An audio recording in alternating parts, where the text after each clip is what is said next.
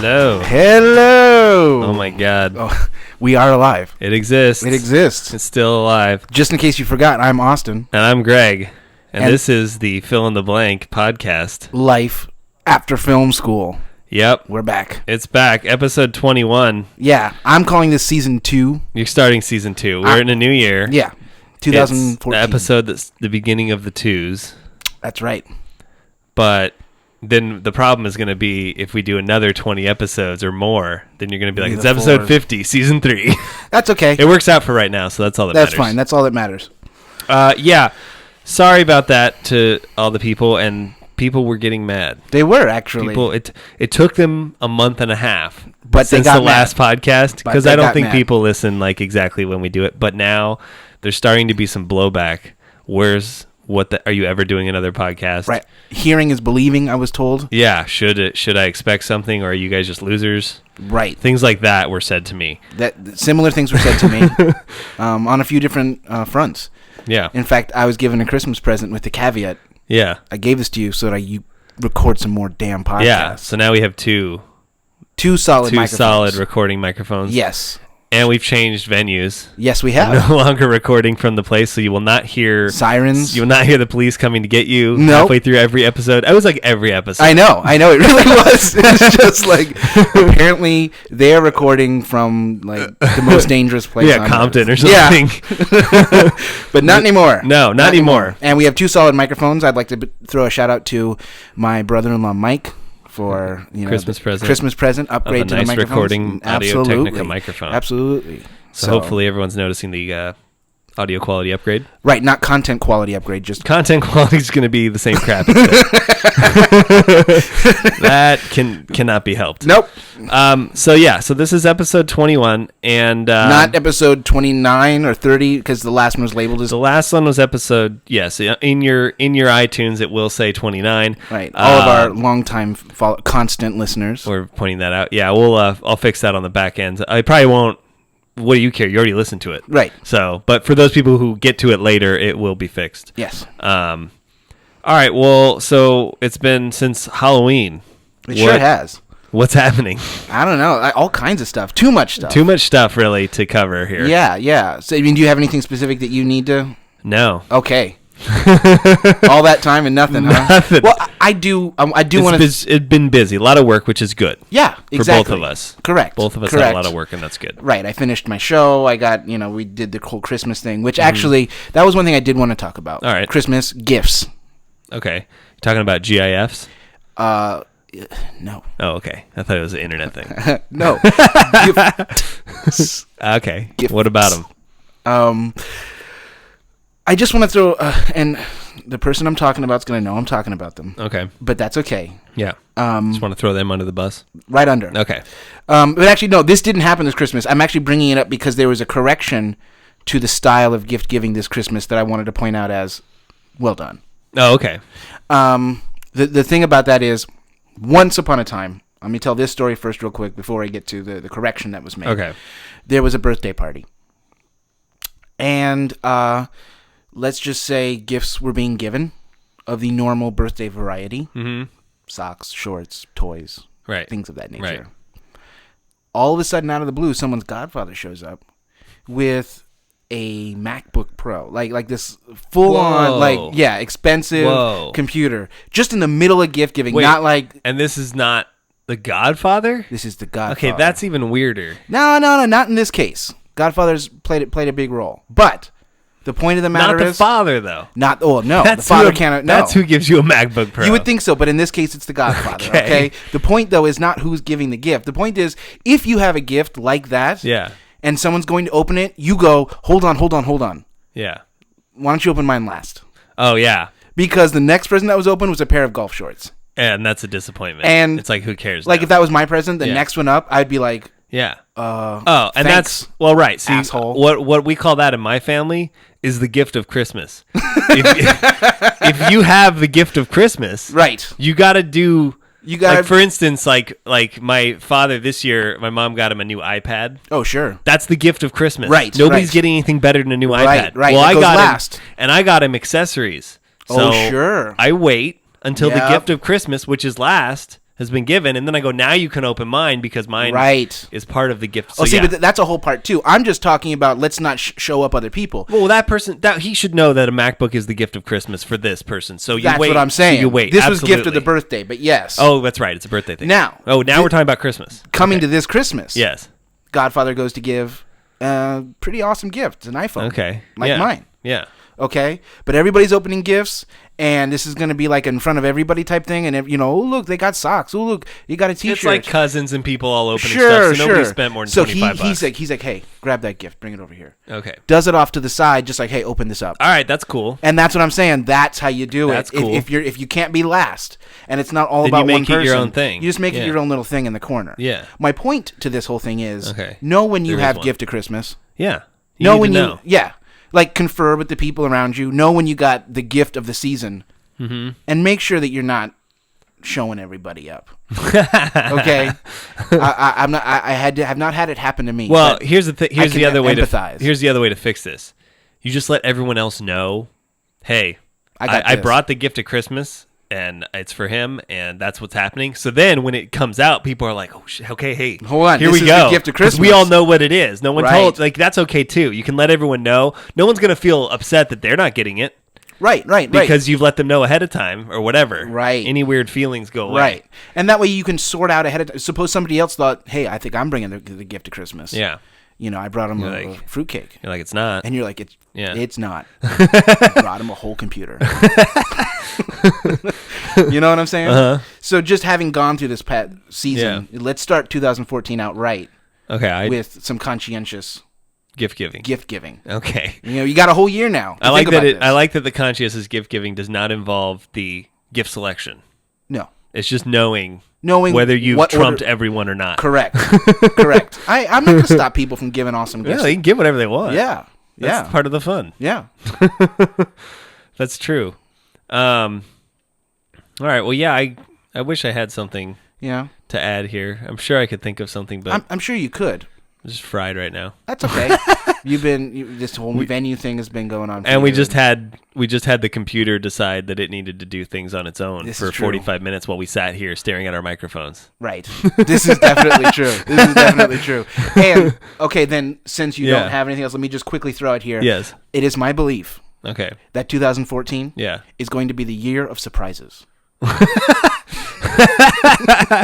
Because have you already been surprised? There was an omen. Oh, okay. If you believe in that sort of thing. The bones had been read. Yes. Yes. And the 13th warrior must be no Northman. Yeah. Okay. If you believe in omens. Uh-huh. Which I do not. Then there was an omen on New Year's Eve. Yeah. Okay. My brother bought. He didn't buy. He was given to him a bottle of wine. Okay. And midnight you pop the sucker open and we're all gonna drink it. Yeah. It was sparkling wine. Yeah. Okay. He goes to open it. Like it had sat in the fridge for 2 weeks. He took it from the fridge, sat down in a chair, and opened it. Okay. Not a whole lot of mischief going on here. The thing shot off like a geyser. Over half the bottle came out. It just came out of it. Just came shooting out in a tube. It went over somebody. That's how far it shot out. That's all it took for you to jump to the fact that this is going to be the year of surprises. Yep. Okay. That's all it took. We were all surprised. It was the first thing that happened this year. A common Happy New Year, thing that boom, happens, surprise. which is bottles overflowing. But it was a surprise. Took you right to Omen. It was a surprise. Okay. There you go. Okay. Year of surprises. Trying to give you something to look forward to.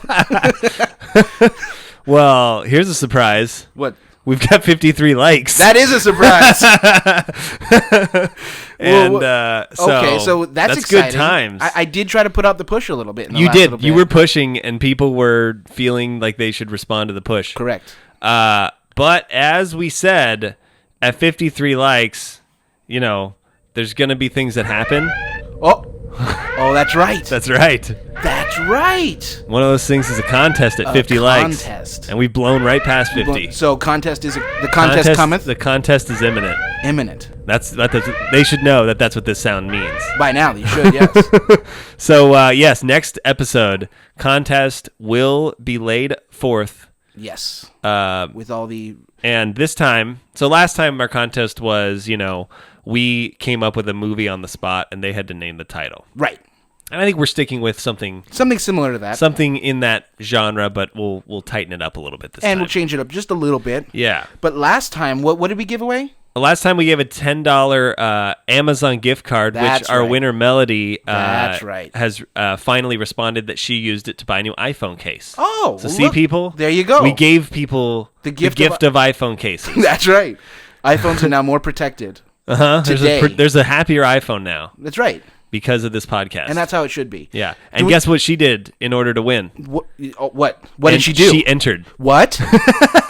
She entered the contest. Yes. She entered the contest. She was the only one to enter it, and therefore the winner. Oh. Now there's almost double the number of people so seeing is who believing. Claim to be listeners. Right. There's 53 of you now. Right.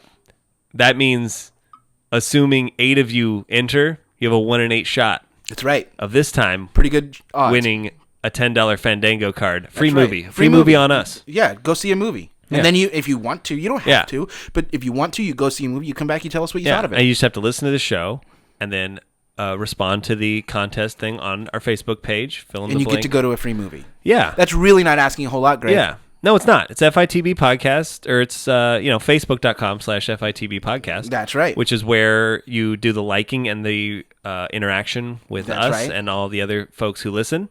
Well, and that's where the contest will be. That sounds so easy, Greg. It is. Yet only one person did it last time, and they won. So I would just, if I were you listening right now, I would bank on that. I would be like, crap, maybe 3 people do it this time. Right. Maybe. I'm going to get myself a free movie. That's right. So what it is this time is we're going to come up with a title and a synopsis, and you come up with the tagline. Yes. And we'll give the details of that. We'll get more into that later, but just next know week. You gotta be funny. It's coming. Yeah. Contest cometh. Wait for the alert that you will hear in the next podcast. You will hear an alert at some point in the next podcast. It's going to be a year of surprises, so who knows? That's right. At what point during the podcast that will occur. See, it's already happening, folks. The omen is coming true. All right, so we were kind of, we were podcast fails for the last 2 months, but we were, but we needed a hiatus for life.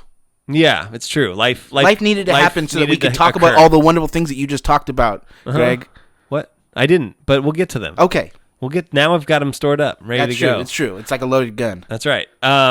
So let's, for our topic, I think what we're going to do today is kind of year in review and also talk about what's exciting about the year of surprises. I agree. 2014. Yes. So let's get to our get right topic to it. of Topic the of the day. day. How does that go? Boy, we got your topic today. Topic today to tell you. Yeah. We got it. It's back. Topic today. Maybe we can get some new jingles going this year. I don't want to replace any of these, but maybe we'll come up with some new segments and things. You never know. Do you know why? Because it could be it's a year of surprises. That's right. That's exactly right. All right. Well, maybe I'm on board with that now. Seems like I'm headed that direction. Yeah. Okay. So it was an omen. What's your general thoughts on the year in? What do we do? Are we doing the year in movies? Is that what we're doing, or just the year in general? I was focusing more on the year in movies. Okay. Because, personally, 2013, all right. Pretty good? Yeah. Yeah, I had a pretty good year. Yeah, pretty good year. Movie-wise, not so much. Not so much for you, huh? It came on strong here in the last 3 months. It did. It came on strong in the last 3 months, but overall, there was a number of things which... Lots of disappointments, I would say. Yes, and it wasn't like anything... There was a number that I was like, that wasn't bad. I just wanted so much more. Yeah. Which is actually going to be interesting when compared to 2014, because I feel like, what's happening this year, guys? Because 2015... 2015's Movie Apocalypse. Right. That's when... So I feel like... Although I heard that... I can't remember what it was, but one of those movies got scared out. Oh, really? Yeah, one of those... When we did that lineup a couple episodes ago, one of those guys already got scared. That doesn't surprise me. More of them are going to have to. Oh, yeah. But 2014 right now kind of feels like the calm before the storm. 2014, nothing that I'm like, oh my God, can't wait to see this yet. They could build. I haven't seen a lot of the trailers. There's one, for but the movies. we'll talk about that when we get to it. There's one that I'm kind of like, but 2013, I would agree with you. It really didn't come on strong for me until towards the end of the year. And that's what always happens. But you would have thought, like, okay, you got your Oscar movies, and that's what I'm talking about. You've got your Wolf of Wall Street. You've got the Wolf. The Wolf, yeah, the Wolf of Wall Street. Okay. And you've got your which should have been called just The Naked Time on Wall Street. Oh yeah, did you see it? No. Oh, I saw it. Yeah, I know. Yeah. That's how I know that. That's right. Yeah, it's just 3 hours of naked nudity drug and time cocaine use. Yeah. Yeah. It's good though, but it's too long in my opinion. But we're not doing a review of The Wolf of Wall Street. The Wolf, no. We're gonna leave The Wolf alone. But you've got that. You've got American Hustle, which Right. is also I really liked. Yes. And then you've got some of your ones from back in October, Gravity and Captain Phillips. Right. All Both of those, are great Of course, movies. Saving Mr. Banks. Saving Mr. Banks. That was my favorite of the year. Good. That was your favorite of the year? Yes. Okay, my but favorite that's of the year not was... one that I would expect everybody to agree with me is the favorite of the year. Yeah. It was my personal favorite of the year. It just spoke to me on a lot of different levels. Yeah, well, we're there. So my personal favorite was Gravity, for sure. Oh, Gravity was... That was something special. That one for me. No, that was something special. That was... I was glad that I saw it in 3D. Yeah. Because that was a whole new experience for movies. Mm-hmm. I did not know that I could feel like I had actually been to outer space. Yes, you could. And that movie did it. So yeah, I would say the main disappointment for me was the summer movies. Yeah, that's there's not a single one that I was like, oh my gosh, this was awesome. This is everything I wanted. Nothing. No, and I liked a number of them. My favorite. I mean, the best one for me was Elysium. Okay, I'd say my favorite one was probably still Man of Steel. Man of Steel. Okay. But even that one, yeah, but he had some issues. I did, and I wanted to give it an A+, and I ended up giving it A -B+. In a way, even though I still we reviewed it and we both really liked it. Yeah. But because of what I wanted it to be and what I still think it could have been, the biggest disappointment I think for me was Star Trek. I could see that. I really liked it, but there was so much that it could have been, and it would not have been hard to have been. Right. That I was like, what? Lindelof. Did it again. Yep. That's continuing. Lindelof strikes back. That's continuing into 14. I'm just going to go ahead and tell you. It's true. The Lindelof, anti-Lindelof on this show. That's not stopping. That's going nowhere. Not until he proves himself otherwise. Right. Although one of your movies we're going to talk about later on, I got some anti to go against too. We'll get to that. But yeah, overall, it was just kind of a disappointment. Actually, you know what the biggest disappointment of the year for me was? By far. Okay. By far. Was Oblivion. Oh yes, that I had high hopes for that. I liked the look of it. And it was just terrible. It was bad. It was just terrible. The farther I get away from that so many horrible loopholes in that movie. Just terrible. They should have called that movie Looper. They should have called that one Shelved. Shelved. Yeah, that was no good. And I wanted to like that one. I was looking forward to that. That's how it started. Looked great. That's how my real movie year started. Yeah. Was, big ones. It's Oblivion. It starts and just disappointment, and it tried to pull up from that, but it just not until we got towards the end of the year. Gravity was great. I think we have to have a special moment to talk about because we really do tend to cover the nerd topics. Sure. We need to talk about The Hobbit a little bit. Oh yeah. I almost did a soundtrack review on that, but I decided against it. Okay, it's a good soundtrack. It's a great soundtrack. That's an A+ soundtrack. It really is.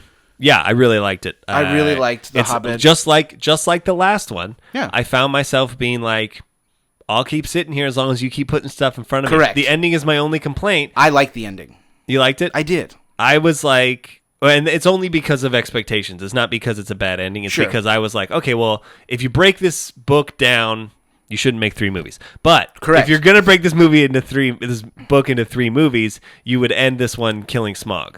And I'm not spoiling anything. Sorry, it's a read the book. 70-year-old book or however the hell old he is. No, right. At this point, 70-year-old book. You're right. The point is, the only thing I would say about this Hobbit, because actually this one's been much better reviewed than the first one. I like the first one better. I like the first one better. I did too. And I felt like this was the first time in any of the Hobbit, the 6 hours that I've spent with the Hobbit now, that I felt like I saw some of the stretch marks. Yes, it did. It showed a little stretch marks, but that's the problem with Peter Jackson's Middle Earth is like, I like the stretch marks. I do too. I'll watch your stretch marks. I'll recognize that, all right, you're stretching this. This stuff didn't need to be here, and it's not part of the story. But I will sit here for as long as you're going to put it in front of me, I will watch this. Yes. I enjoy it all. I enjoy it all. I didn't care. I was enjoying the hell out of Legolas. As a huge... Oh, I was too. As a huge fan of Tolkien, and I will never claim to be one of the purists or anything like that, but I certainly... We've talked about this. Read the books, loved them long before movies. I freaking loved Tauriel. I thought she was great. She was a really good character, and she allowed us to talk about certain things that you couldn't get to. Right. My overall feeling with his Hobbit movies is they are connecting The Hobbit to The Lord of the Rings in the way that Tolkien probably would have if he had written it. Knowing that. Right, knowing where he was going with it. He didn't when he wrote The Hobbit. No, so he made some real loose connections in Lord of the Rings because that's all he could do. Correct. Yeah. But then he went back in his appendices and tried to shore it up. And there's people that are complaining about that, and I'm like, oh, I love that. No, that's what makes it good. I mean, the stuff in this movie with Gandalf and stuff was great. And that's in the appendices. That's stuff Tolkien tried to go back and be like, okay, so this remember is what happened when he left. Right. Yeah. Because he was like, I want to connect it all together so it's all one big story, but how do I do that? Yeah. So he wrote it in the appendices. Peter Jackson just has the benefit of hindsight and can now put it all together. Yeah. So I honestly, as a fan, feel like you're just telling the whole story. Yeah. Now now that we're there, the third one's coming out the end of next year, and that'll be the end of that. Mm-hmm. Do you have concerns about that one? About the third one? Yeah, I have one concern. And my one concern is that the battle that we're going to see is going to be bigger than the battle at the end of Return of the King, because I don't know that Peter Jackson has the self-control to make it. You're saying the Battle of the Five Armies will be... And it should not even be close to the size. It should not be bigger. I think he's got to go for emotional height, not... Yeah, but that's my concern. That's a fair concern. That's it. That's a fair and concern. I know I'll enjoy it either way, but then afterward I'll be like, you can't trump the battle from the end of Return of the King. But it seems so hard to, because everything just comes together. I know that if anybody can do it, that's right. It's Peter Jackson. Yeah. Okay. He managed to cover Smaug and Gold in this one. It's true. Which okay. I know that they call him Smaug the Golden, but you took it a little bit literally. Yeah. So you're right. It could happen. I'm hoping he goes for emotional height. Yeah. And setting up of character things, which brings me to my question to you. Okay. And I think it's going to happen. I'm going to put forth a prediction now. Okay. I may be totally wrong. Okay. I think he's going to kill Tauriel. Oh, I think so. Why not? You bait her. Right. You can use her, and then Legolas can be all bitter, and that's why he's kind of a dick. He goes against his dad. She's like, he can't. That's what I'm thinking. Yeah. And the that's musical good. theme that they wrote for, they play that with her dying in this third movie. I'm going to cry. Oh, yeah, that's a good musical That's theme. my prediction. I'm going to cry. Yeah, I think that might happen. Yeah. I think that'd be I would good. do it. Yeah. Especially because we know what happens to all the dwarves, because we find them in Balian's tomb later on. Yeah. That's one of the cool connections I like. If you watch, Dory always pulls out that book and writes in it. Oh, yeah. So I didn't even notice that. Oh, yeah. So that way when he goes and Gandalf opens that book, Drums in the Deep. Yeah. He's reading Dory's book. Well, yeah. Which means that they're all dead in there. Right. Well, Fantastic. and we know Balin's going there. Right. So. Why wouldn't they go with him? Yeah. I'm just saying that's awesome. That is good. And it makes it more tragic. I like all that stuff. I like the Dol Guldur stuff. And people are like, that's not part of The Hobbit. I'm like... It sure is. All right, fine. It's not in the book, but... I'm saying it sure is. Why don't you want to watch this?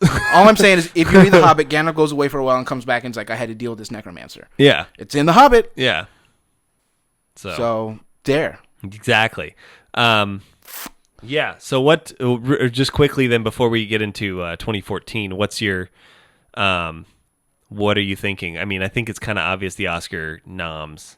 And we'll get into that we'll more. We'll do our pick show like we started with last year. Correct. That'll obviously be a reoccurring thing. So once the nominations come out, we'll do our picks. Yep. But it's kind of looking like everyone knows what they're going to be. Yeah. You're going to have your Scorsese. You're going to have your David O. Russell. Yep. You're going to have your Captain Phillips, hopefully. Oh, yeah. I think Gravity's going to Gravity will definitely spice it be up up. a little bit. That'll be in there. I'm hoping Tom Hanks at least for Captain Phillips. Yeah. Because he won't get the nod for Mr. Banks, even though he was very good. He could get a supporting for that and an actor for that. Captain Phillips. I'd be fine with that. And he should win them both. And you know Woody Allen's movie, Cate Blanchett's going to be up for that. Sure. And so there's like, and I think Emma Thompson should be up for Mr. Banks. Yeah, she was fantastic in that. I think the problem is that it's just I don't think there's going to be any surprises really. No, I don't think there's going to be any surprises. I just know that the movies that I personally like the best won't win the thing, and it'll be like, I feel like, and I know that like American Hustle is really good, and I know that Wolf of Wall Street is very good and stuff like that, but it just feels like a Crash kind of year. Oh yeah. Like, it's fine that they win. Well, they're all very good, but it's like, well, that's why they got made, though. They got made to win this. Right. There's Gravity's the only one in my mind. I don't think that was made to win an Academy Award. It's the only one in my mind that's like transcending kind of the... But that one's got to win Best Visual Effects. Yeah, well, okay, so last year was the first year in a long time that the correct movie won. That's true. So we'll see if we're back on the right track with visual effects now, or if I have to get on my high horse again. Right. Which is standing by. It's I see there. your high horse standing by. Yeah. It's gotta. It's gotta be gravity. Yeah. Right? I have a Sherpa that just picks up the high horse's poop. Just follows it around your apartment. That's right. That's right. Okay. So now looking forward to 2014. Yeah. Where do you stand on this year? How are you feeling about this year? I'm feeling like I feel. What do you want? I want a movie that I'm super excited about, and there's only one. And it's Interstellar. It's Interstellar. Yeah, that's my number one. But everyone knows we like Christopher Nolan just like we like Steven Spielberg. Like they're almost. I mean, when Steven Spielberg is no more, I hate to even say it, I'm gonna just be on the Nolan train unless he starts to. Well, unless he goes crazy. Unless he goes crazy, but if he keeps on his current track, he's set up to be the best. Yes. Yeah. No, I agree. No, Transcendence looks great, and Austin and I have our own personal reasons for Interstellar, you mean, not Transcendence. Transcendence. Interstellar, yes. Yes, we do have our own. Which we don't need to get into, but no. Yeah, no, that's but that's not coming out till the end of the year, so we got a whole year's worth all of the movies. summer movies and stuff. I'm just surprised when I looked at the lineup for this year, there was nothing that was what you would normally think of as a tent pole, and I guess it's supposed to be that's true. Transformers. That seems like it's gotten the tentpole spot. It's in that right at the end of June spot, which to me, that's typically, hey, this is the one we think will be the biggest movie of the summer, other than maybe the early May movie, which is also kind of the like, hey, we're kicking off the blockbuster season, which this year, I guess that's, God, I would say it's Captain America, but I think Captain America comes out right at the beginning of April. Yeah, maybe it's X-Men. Is it X-Men? It might be X-Men. Yeah, it just... I really am looking forward to X-Men, Days of Future Past. I am now too. You brought that up. I am too, actually. I like a lot of what's going on there. I didn't think I would be looking forward to that. As much as you are. Then they released that poster of McKellen and Fassbender's face jumbled up. And the trailer's good too. It is. I'm interested in that. Yeah.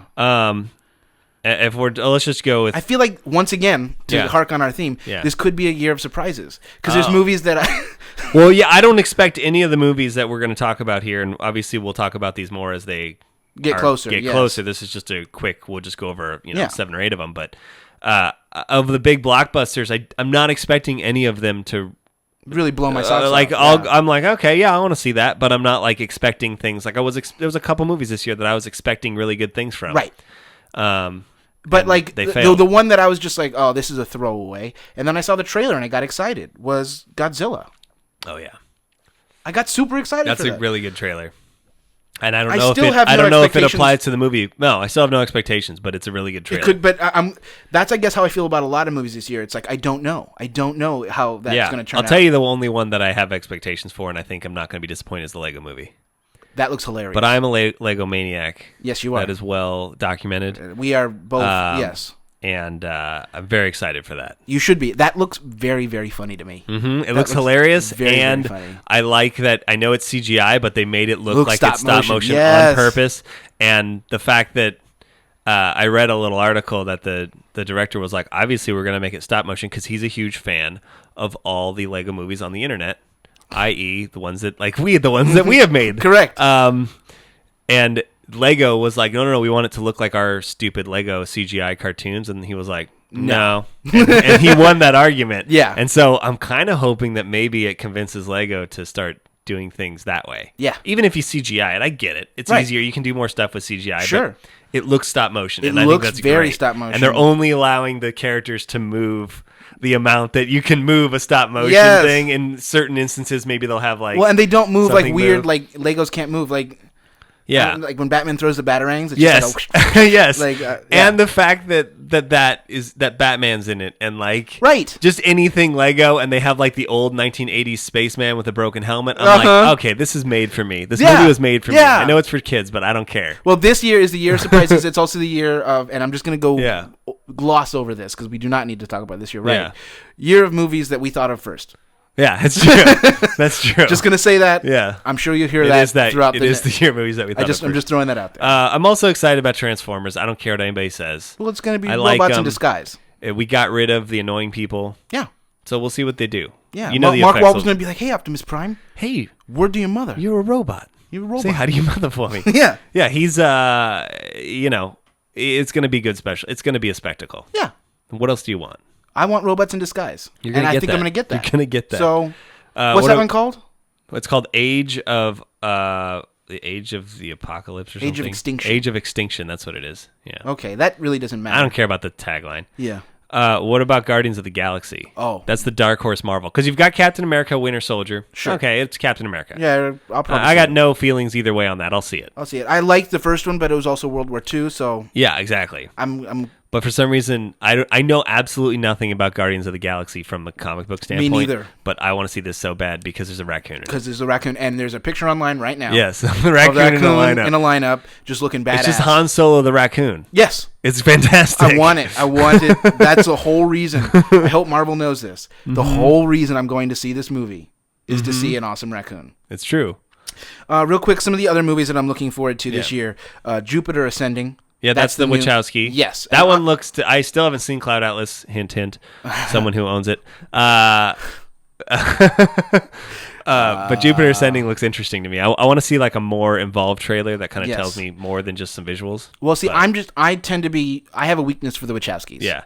I've liked everything that they've done, with the exception of Speed Racer. Yeah. But even I will be the first one to admit that the reason I don't like their movie is Speed Racer. I don't like Speed Racer. It's because I don't like Speed Racer. It was, indeed... Speed Racer. Yes. I just don't like Speed Racer. Yeah, interestingly, I got into a conversation earlier that was that same conversation about that horrible, horrible John Carter movie. Mm-hmm. If you really like the Edgar Rice Burroughs book, it's pretty faithful. Really? Unfortunately, that doesn't bode well for the books. Right. Exactly. No, I'm sorry. No, it's just they're not from this time. Yeah. And they're dated and they redated, and the movie is weird because... It's the material's dated, and they didn't update it. And they cast Taylor Kitsch, but and he didn't just tan him at all. Pasty Taylor Kitsch. Okay, but yeah, Jupiter Ascending. Yeah. Loved Cloud Atlas. Yeah. Looking forward to that. I'm sure it's going to be weird. I'm sure it's going to be good. Dawn of the Planet of the Apes. Yeah, the trailer for that is great. Enjoy this movie. Yeah, you don't expect it's a Planet of the Apes. Right. So what do you really want from it? Right. But I enjoyed the last one more than I thought when I saw it on video. I loved it, and it's because of Andy Serkis. Yeah, this trailer though is a great trailer. There's really some really is. good trailers this year. Yeah. Let's throw that out there. I don't know how the movies are going to be, but they're selling them well. They are. Starting with Interstellar. Well, yeah, that one like barely made me even cry a trailer. for so many reasons. That's barely even a trailer. I know, and it still made me cry for a number of reasons. What about these biblical films? Oh. There's 2 biblical films Oh, my coming God. out. We got Noah. You've got Noah, Darren Aronofsky, and you've got Exodus. Right. Darren Aronofsky, what are you doing? I don't know because, well, usually I'm like, what's he doing? I don't care because I'm not going to like it. I'm going to feel dirty at This the end time I was like, Noah, all right, I got to watch this trailer. Russell Crowe's in this. And I was like, this movie looks great. And then at the end, it was like Darren Aronofsky. And I was like, oh, God, what? Now I don't know how to feel at all. Well, okay, it looks great in that it looks ridiculous. Well, yeah, it looks like super. It looks like somebody top. sat down and said, "What is every line you've ever wanted to see Russell Crowe say in a movie?" That's what they did. That's they what the wrote trailer it. is, at least. Yes. Yeah, and it's awesome, and I want that. As soon as you got to, Dad, is this the end of everything? No, it is only the beginning. It is only the beginning. You're like, what? All right, Noah, and then there's somehow battles. Well, yeah, I like that though. It explained like the other people, right? And then my favorite is he's just working on something with a hammer, and some animals just show up. Animals just come walking up. You're like, well, of course, God just sent all the animals. Yeah, well, that's what happens. That's what happens. No, I mean I like it because it's like this is exactly what happens. What did you want? And then when you listen to Darren Aronofsky and those people talk about it, they're like, "Is this supposed to have happened a long time ago?" I don't know. It could happen in the future. Oh, really? Yeah, they're like, it's supposed to be non-specific timing. Well, giant wooden boat's a hint that it didn't happen in Correct. the future. Right. Stone Age tools. That's a hint. He's not using a laser. I don't see him pulling out like a style chainsaw. Although I would like that. That'd be great. So yeah, and then on the other hand, you got Exodus, which we know nothing about other than who's in it and who's behind it. Well, it's Ridley Scott, so I'm inclined. It'll look fantastic. It'll be. I mean, did anyone even see the movie that he made this year with Michael Fassbender? No. And no one even saw that. It was the Counselor. Oh yeah. I mean that just came and went. No one had anything to say about it. Which is rare because usually I'm right on top of Ridley Scott's I know. movies. I was, and then I was like, I just for some reason don't really care about this. Yeah. I'll probably see it later. But. Oh yeah. But okay, Exodus. That looks like a Ridley Scott epic thing. Which I like, and even though people complained about him after Gladiator, I'm like, I've liked all of them. Yeah, me too. So a lot of them before Gladiator. I guarantee you, the visuals will be amazing. Right, and you got Christian Bale playing Moses. That's good times. He's just yelling at people. Yelling at Ben Kingsley anytime I just picture him doing his rant from those tapes, just yelling. Let my people go. It'd be like, are you a professional? Are you a professional pharaoh? He's going up on the mountain, like grabbing the burning bush. Where is he? Where is he? I'm on board for this. Yeah. Which then, of course, brings me to my next idea. Okay. So you got Russell Crowe playing Noah. Yeah. You got Christian Bale playing Moses. You get someone awesome to play David, and someone awesome to play Samson. Okay. You get The Rock to play Samson. Sure, you get The Rock to play Samson. And then you get David. Is David Young or King David? No, it's the same guy. I know, but he's got to throw the sling. Well, we got to do both. David. That's young David. Young David, right? Okay, old David's George Clooney. Young David. Oh, I was gonna go with like maybe a Ryan Gosling for a young David. Okay. The point is, then you assemble them for like a Bible Avengers movie. Oh, okay. And they take. Was Adam involved? Can Adam be part of it? Sure, Adam's got to be involved. Yeah. And then we bring Methuselah from the Noah movie, played by Anthony Hopkins, to be like their counselor, their Samuel L. Jackson. Yeah. And you got yourself a biblical Avengers movie. Like. Yeah. Holy men assemble. I don't know what they say. I think you get like you have to have somebody come down from heaven like Thor. Sure. Just Michael the Archangel. Yeah, I don't know. That's not really Old Testament though, is it? Sure. Yeah, it is. Yeah. Get him down. He just comes down and they're like, "Whoa, he's got all sorts of powers that are way better than ours." Right. Why isn't he just take care of this whole movie? Oh wait, I was talking about the Avengers movie. And then somehow you need to work in a female. I don't know. The Bible's not good for that. But he's just like, well, Adam can just rip out his rib and then Eve appears. Adam and Eve are like the Wonder Twins. Yeah, like the Wonder Twins. This is so blasphemous and wonderful. That's what it is. That's fantastic. Kirk Cameron, get on this. Yes. Yeah. All right. So moving on to the last few movies, I wanted to quickly mention. Oh, okay. Grand Budapest Hotel, Wes Anderson film. I like it. Looks fantastic. I always like his movies. I don't need to say any more than that. Some people just can't stand it, and I'm like, that's fine. Who can't stand it? I don't know. If you don't, because the complaint that I've heard is just like, oh, well, they always look the same, and they're always the same weird, quirky thing, and you're like, yeah, that's what I want. That's why I'm like, if you don't like it, that's fine. You just don't like that. If you like that, you like it. If you don't, then don't go see it. Yeah, he's kind of like a live action cartoon maker, though. I don't know. I like it. I want it. Okay.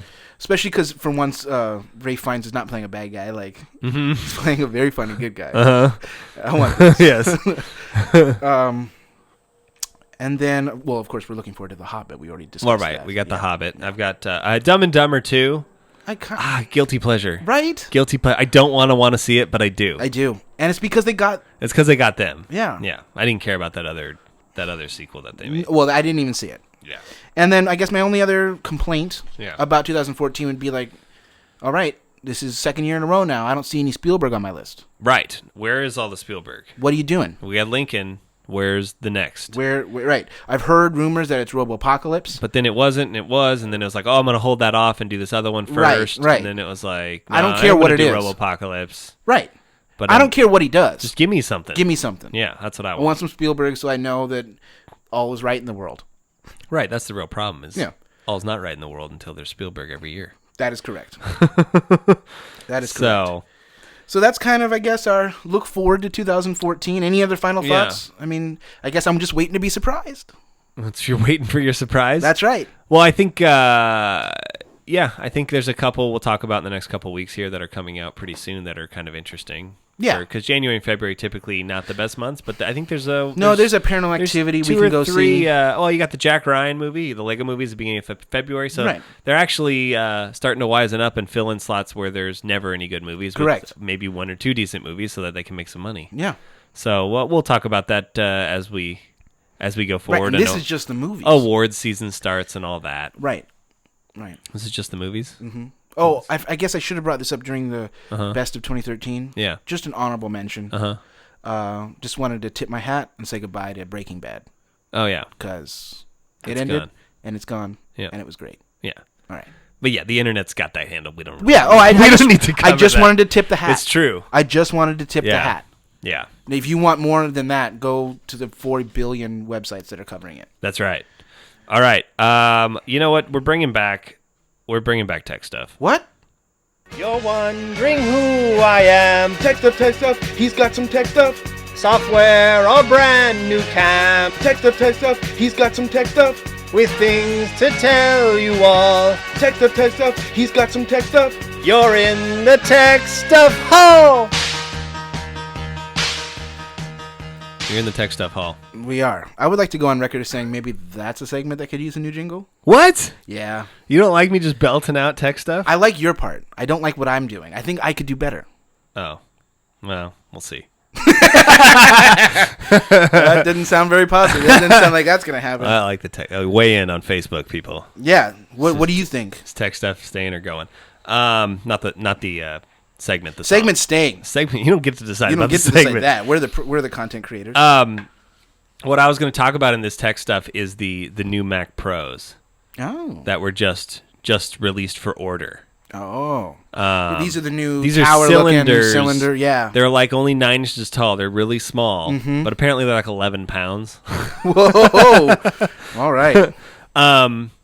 Anyways, I always tend to talk about the Apple products because Yeah. I'm a Final Cut Pro Yeah. guy, and they updated Final Cut Pro too, which we just experienced today. That's what our long wait to podcast was. I'm going to go ahead and say that's the whole reason we haven't podcasted. Yeah, that's it.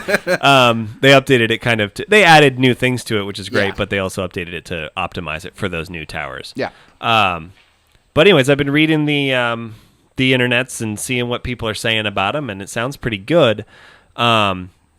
So this is kind of it'll be my review of reviews. Oh, okay. For those of you who are in the editing world or sure, which is tech stuff So now kind of targeted towards you anyways. Maybe I'm getting ahead of you here. Is Yeah. it all external hard storage?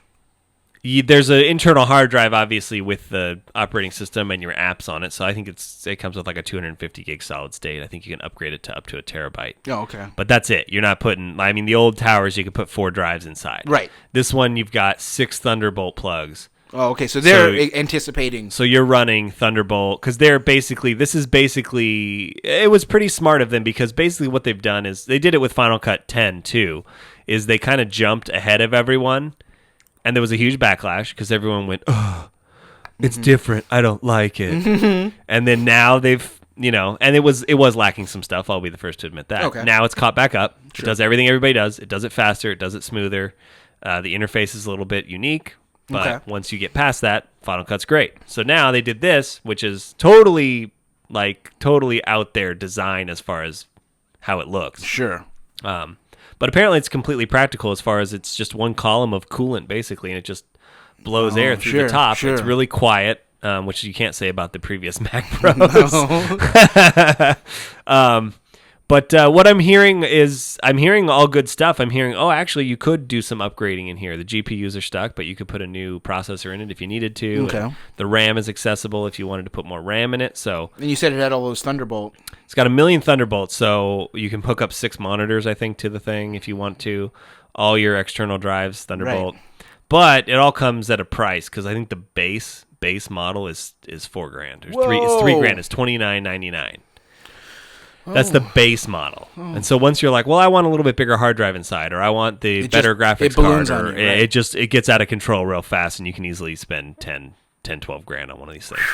So really, I think it really needs to be warranted in what you're doing. Yeah, sure. I think if you're just cutting standard stuff, you can stick with a MacBook Pro or your old tower, or there's no reason to upgrade yet. Plus, it's first generation, so you always want to wait. But right. So I think what they did though is they set this thing up basically to be a 4K editor. Oh. And so I think, and from all accounts, anyone who tries to edit 4K in Premiere or Avid or even old Final Cut, it's just chugging. Yeah. And they're doing it because they want to do 4K stuff. Sure. I don't necessarily understand yet, unless you're making a feature film. Right. If you're doing it for TV, I don't really get why you're shooting 4K. Yeah, your TV can't even handle that. So but that's fine, I guess, if you just like to be on the cutting edge. But they've set this thing up, basically, I mean, the stuff that I've been reading on the internet is... Well, it makes sense. They just want to try to get a little bit ahead. Yeah, so it's processing 4K video with almost no hiccups whatsoever. So I think that's a nice jump start for them to get ahead of everybody else. And, right. And you're finally going to have to deal with the fact that there's no disk drive. There's no disk drive. And you can do an external, though. Of course you're paying, it's a Mac, so you're paying a premium. You're going to pay more. Yeah. You could go build this, but not for that much less. Right. There's 2 GPUs.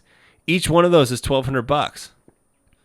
Each GPU is $1,200. Oh my goodness. And that's not even until you get into the processor, which is probably another $1,000. So like you're already at $3,000 without anything but just the graphics processors and the processor. So, I don't think you're getting the worst value ever. But right. I'm sure you could build something that did the same thing for cheaper if you're that kind of person who builds their computers on their own. I'm not. Yes. Yeah. But anyways, looking cool. I'll be following it. I do have to say, and this is totally Yeah. aside from everything else, my area of expertise. Yes. It does look cool. It looks really cool. Yeah. If you're not in the market for upgrading, don't. Yeah. Don't be it's one thing to buy the newest iPhone and the newest iPad, but don't buy this if you don't absolutely need it. Right. And wait a few years. Oh yeah. Eventually. Yeah, I'm not even gonna think of considering upgrading till they come out with like the second go round on this. Oh yeah. And then that's when I would go, oh, what's it gonna cost me? Okay, I'll wait another year or two. Right. I'm looking at this just drooling. Right. 5-year plan. Right. But I'm not even thinking anywhere near like I need this. Right. Because I'm not doing 4K. I'm doing and lots of HD. Yeah. But 4K is a little bit beyond the horizons. I think for most people, it's still out there. Well, especially since most TVs can't even handle it. Right. I mean, for that kind of production, yeah, if you're shooting The Hobbit and stuff, okay. Yeah. They're probably shooting that 8K, though. Right, exactly. Your Reds and stuff are shooting 4K stuff, and that's great. Commercials, high-end commercials. I understand that, right. Car commercials and stuff. Right now, at the home market can't even really handle that. No, they're not seeing any difference between that and HD. Right. Other than that maybe you can pick up some more detail. Here and there, right. It filters down, but... It's not even like the real push for 4K TVs is out there right now. No, they're still way too expensive. So, anyways, those are just out, so I thought I'd be current and talk a little bit about that. You can just Google it and find a million tech sites. Yeah. But I'm intrigued by this, I will say that. Intrigued, and they really have optimized Final Cut 10 to run on it. So really? It almost makes, if you install Premiere or Avid on it, it's almost laughable. Like they've made it so it's like, really? Yeah. You're gonna run that? Okay, well, it's going to be super chunky and slow because it's not. None of those programs are designed to run on this yet. So I was like, that's pretty smart. And well, they're really just trying to corner the market. And I really do hope that they gain back some of the market share that they lost because I think that Final Cut 10 is that good of a program. Final Cut 10 is good, and I understand that it was a little bit, like you said, of a rough transition to 10. But I'm not going to throw stones at Apple for wanting to create a program that everybody from basically everybody from the grandmother to the ultimate professional can both use and get the most out of it. And that's all they were trying to do. And that's the stigma that they've got is that anybody can use it. Well, that's the future, so deal with it. Right, exactly. Well, and that's where ultimately, if you're worried about your job because someone can use software that you can use, then you're not talented, apparently. That's what I'm saying. Because pen and paper have been around for a long time. That's right. And that doesn't make everybody a writer. Yeah, and Stephen King doesn't worry that I'm going to write a book to compete with him. Exactly. So you have to, there's skill and talent involved in video editing or whatever it is. Whatever you do. And it's not just the software. Right. I agree wholeheartedly. All right, so you've got a little something I got a little something for you. Working actors, WORKING, working actors. All right, working actors. And this is a segment that has just been with us the whole year. Yeah, it has. The segment's been consistent. It's a workhorse. It's a workhorse segment. Yeah. I like it. I've rarely felt disappointed by this. Yeah. This one's gonna get a little. Who's the working actor? He's laughing already. That's because this time around, the working actor is me. Oh no! Now wait. Before the ego train goes steaming out of the station, returning to the form of our guest podcast. No. Before the ego train goes roaring out of the station, I want to throw the brakes on here. I qualify as a working actor insofar as I have a job somewhere. And I also act. So really, this week's segment is acting workers.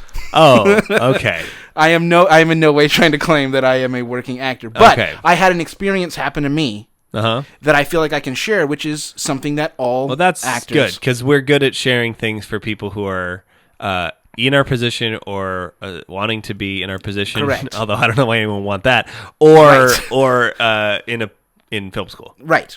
So that's really as far as I'm going. Okay. But it happened to me when I was acting. Okay. Okay. And I want to share the thing. Just recount this tale. Yes. Okay. And this has to do with, as you know, normally my working actor segments, I'll focus on an actor, but then I really have some ulterior point to make.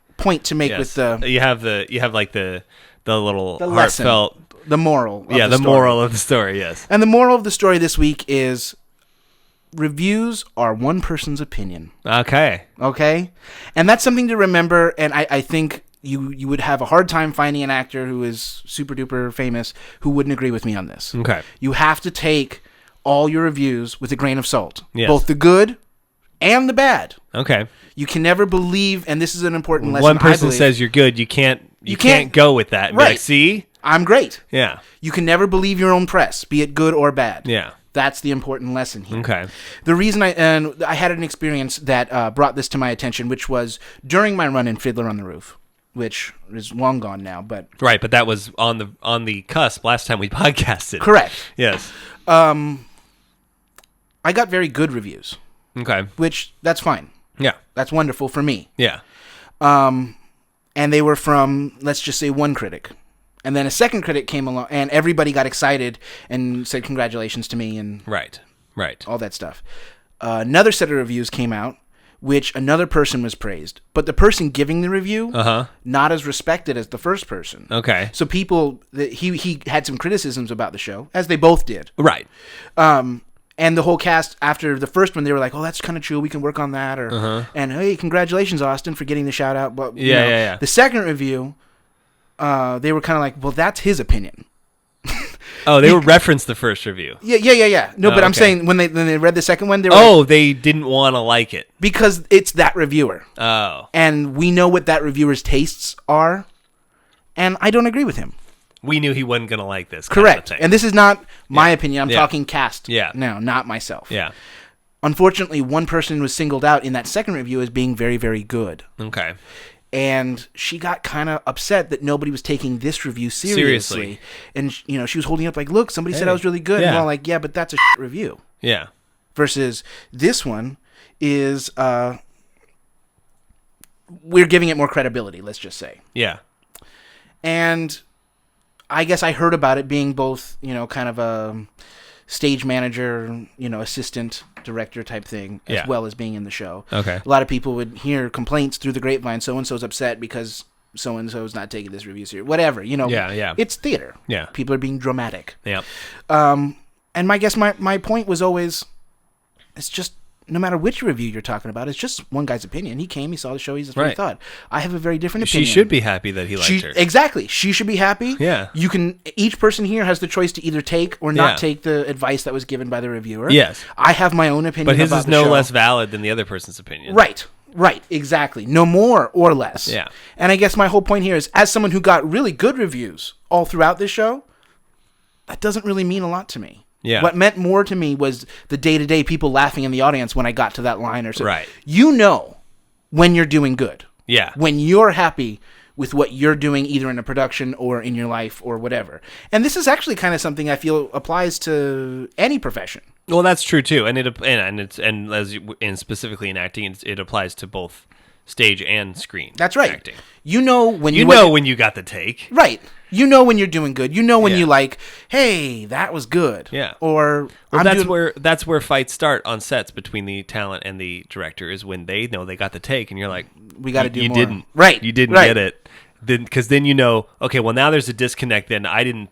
What he wants is not what I thought he wanted. And that's where you need to address that. Right. Correct. So, that's different than stage. Yeah. Well, because it can happen on stage too. That's true. Because you'll go out there and be like, "That's exactly how that character should be," and you'll come off stage and the director will be like, "That's not the show I was trying to create." Right. And that's always the disconnect between the person who conceptualized the show versus the actor trying to actualize the show. Actualize a character more accurately. Yeah. Correct. But that's just something that's a whole different topic that you need to work out with your director, either to get on the same page, or if you're a crafty director, you could be like, well, let's just try it my way, and then maybe I'll use your way. Use it at all. And that's a whole different thing. We're strictly talking press. Yeah. And I don't know. I just don't think people should get, like I said, as someone who got really good reviews, either way that much. Correct. As someone who got really good reviews, I challenge you to ask anybody who was in that show with me, did I jump up and down and get really excited? No. Because there are plenty of people. There also was an old lady who said, turn up the microphones. Yeah. And I wasn't wearing a microphone. Yeah. So obviously she wasn't getting what I was putting out there. Well, right, but But the point is, though, there were people out there. She was old, yes. But the point is, there are people out there who weren't liking what I was throwing. I almost made it. Well, now I have to because I brought it up. I was about to make a Huntington Beach Playhouse. So I was about to be like, well, most of them were old. She wasn't the only one who couldn't hear you. It is a large demographic at the Huntington Beach Playhouse. This is true. There's people who were like, I remember that when you were doing Fiddler on the Roof. Mm-hmm. I remember when that happened. Right. They remember Tevye himself. Yes. In 1905. Yeah, right. Tevye was mine. We went to high school together. So, okay, then I'm going to challenge you now. Okay, go. Put you on the spot here. Go. Because I agree that what you're saying with the reviews of your work, you're right. It applies to any job. Yeah. It applies more to creative jobs, but any job you can get people telling you good things or bad things. Yeah. So, and you're saying don't let either of that get you up or down. Correct. But what you do let you get you up or down is your audience reaction. Yes. So how do I apply that to my regular job that doesn't involve an audience? No, that's a fair question. Yeah. I guess if you're, let's just say, an ad executive. Okay. If the client you're making the ads for doesn't like it, you're doing a bad job. Oh, they're not a reviewer. No. They're not the same. Okay. No. It's their client. We're talking about your peers versus the person you're producing for. When I'm doing a show, I'm not doing a show for the critics. Reviewer. They're doing it for that audience that night. Correct. Yes. Okay. And that's how you delineate between the people. And then I guess the other thing you made me think of with that question was where do the awards fit into all this? Oh, yeah. Because if I believe that you shouldn't believe in press and stuff like that, then why should an award mean that much to you? Right. Yeah. And I think that my answer to that is having not won one of the huge awards. It depends on awards because many of them are given by reviewers. Many of them are given. It depends on who they're given by. It does. But I think the reason to be excited about, say, winning an Oscar is not because you were actually that awesome and you need to go around going like waving your Oscar like, see, this proves that I'm good and you have to do what I say. No. Right. What an Oscar is good for is proving that you were doing something well enough that you should continue to work. An Oscar is like a meal ticket. If you get an Oscar, you're guaranteed to get some movies over the next. Yeah. You know what I'm saying? Yeah. Now, it's up to you what you do with that. If you ride on that Oscar performance by being like, see, I'm great. Yeah. You should put me in. No, you need to go back to work. Yeah. And act like you never got that Oscar. This is just an opportunity now to go to work. Yeah. And that's kind of even how I feel about a good review. There's some good reviews that I've gotten that I will use in the future. It's an opportunity to get... As an opportunity to go to work. Yeah. And that's, I think, the best use of reviews and awards and things like that is not to boost your ego or to crush your ego. Yeah. But as an opportunity to go to work. Because even a bad review proves I'm not working hard enough. Right. So it's all an opportunity to work, and you're doing the work for the audience. Yes. That's my working actor segment for this week. Ba-dum-bum. Yeah. The more you know. I got to get that sound effect into this so that we can have that Reading Rainbow number in here. All right. That's about it for this. That's our show. Yeah. Our 2014 inaugural podcast. That's right. And the surprise is that there was an inaugural podcast. Many of you are like, "Oh my God, it's not gone forever." It's not gone forever because it's the year of surprises. Right. Exactly. And I just, this is going to be the year of surprises. So I just want to make it well known that, things to look forward to this year, more movie reviews, more things, and that's right. And look forward to a contest. The contest. That's going to happen. Look forward to. So all of you guys, tune in. You can go to the YouTubes, youtube.com/FITB Films. You've got Facebook, which is where all the action is happening. That is where it is at. Facebook.com/FITB Podcast. Of course, download it on iTunes. It's on Stitcher. Absolutely. The website, fillin-the-blank-films.com. Yep. And Twitter's, if you care. Yeah, Twitter's if you care. Facebook is where it's going down. We are actually on Facebook frequently. We will check it out. We will respond. We'll respond to you and interact with you on the Facebook. And that's where you enter contests and things like that. Yes. So enjoy. We will hopefully be back very soon. That is the plan. That is indeed the plan, because we've missed you. Yeah. And hopefully you've missed us. That's right. Don't Facebook about that though. All right. This is Austin. All right. See you later. This is Greg. Bye-bye. Bye.